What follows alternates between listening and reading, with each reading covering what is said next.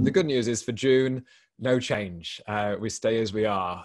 So that's up to the £2,500 grant back from the government, up to 80% of pay. But those furloughed employees should be paid the £2,500 or 80% of their normal pay, whichever is the lower.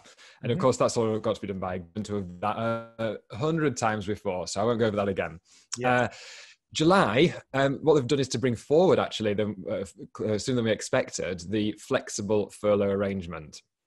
So it's probably worth just spending a bit of time talking about what that means. So everything else stays the same for July. The £2,500, 80%, the grant that's received back from the government through the HMRC portal. Employees paid the same, apart from those who are working flexibly. And what this does is to really allow those employees to come back on a part-time basis. It can be any number of days, potentially even any number of hours per week, as long as they are paid their normal pay for those hours.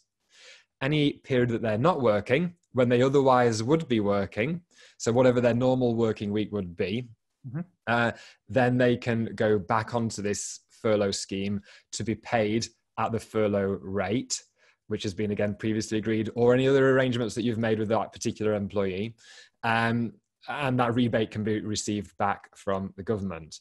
So it's still paying for people to be at home, but you can bring them into work without having to keep them at home for that 3-week continuous period at a time.